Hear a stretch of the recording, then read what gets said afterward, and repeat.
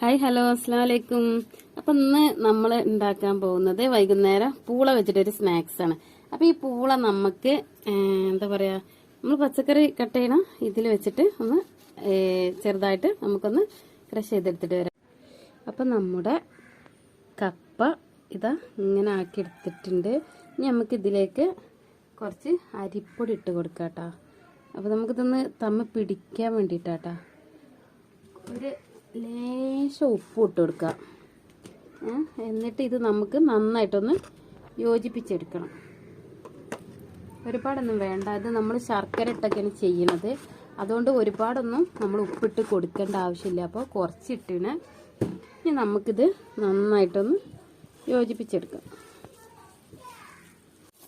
ഇതാ ഞാൻ പൊടിയൊക്കെ ഇട്ട് കുഴച്ച് ഈ പരുവാക്കി എടുത്തിട്ടുണ്ട്. ഇനി ഇതിൽ നിന്ന് നമുക്ക് കുറച്ച് ബോളാക്കി എടുത്തിട്ട് കയ്യിൽ വെച്ചിട്ട് ഇങ്ങനെ പരത്തിയെടുക്കാം കേട്ടോ.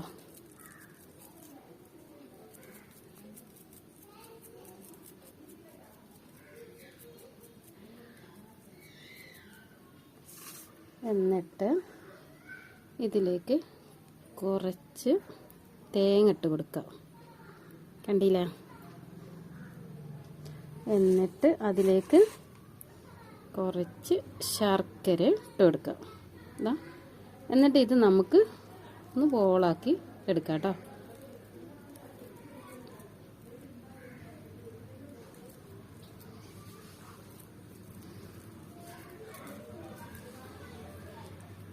കണ്ടില്ലേ?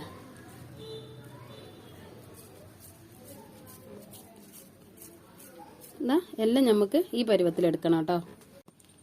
അങ്ങനെ എല്ലാം ഇങ്ങനെ ഞാൻ ഉരുട്ടിയെടുത്തിട്ടുണ്ട്. ഇനി നമുക്കിതൊന്ന് പൊരിച്ചെടുക്കാം. ചട്ടിയിൽ ഓയിൽ വെച്ച് നന്നായിട്ട് ചൂടായിട്ടുണ്ട്. ഇനി ഇത് ഓരോന്ന് ഇതിലിട്ടിട്ട് പൊരിച്ചെടുക്കാം കേട്ടോ. അത്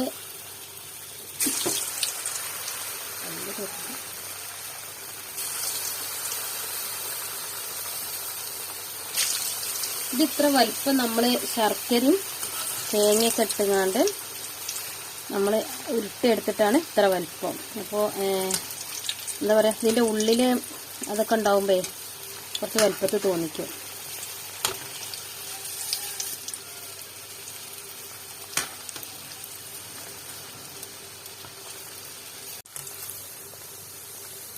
നമുക്ക് ഓരോ ഭാഗവും വേവിനനുസരിച്ച് അങ്ങനെ മറിച്ചിട്ട് കൊടുക്കുക. അപ്പോൾ എന്നിട്ട് നമുക്ക് നല്ലൊരു ബ്രൗൺ കളറാകുമ്പോൾ കോരിയെടുക്കാം കേട്ടോ. പൂളൊക്കെ ഇപ്പോൾ വില കുറച്ച് കിട്ടുമല്ലോ അല്ലേ? വെള്ളമൊക്കെ വന്നതുകൊണ്ട് പൂളൊക്കെ എല്ലായിടത്തും പറിച്ച് ഒഴിവാക്കുകയാണ് അല്ലേ? അപ്പോൾ കുറഞ്ഞ വിലക്കൊക്കെ ഇങ്ങനെ പൂള കിട്ടുമ്പോൾ നിങ്ങളൊന്നും ഇങ്ങനെ ഉണ്ടാക്കി വെക്കണ്ടേ. പൂള ചില കുട്ടികൾക്കൊന്നും പറ്റൂല, അവരൊക്കെ ഇങ്ങനെ ഉണ്ടാക്കുമ്പോൾ കഴിക്കും. നല്ല ടേസ്റ്റാണിത്. അങ്ങനെ നമ്മുടെ കപ്പ ബോണ്ട ഇവിടെ റെഡി ആയിട്ടുണ്ട്. കണ്ടില്ലേ? നല്ല ബ്രൗൺ കളറായിട്ടുണ്ട് അല്ലേ?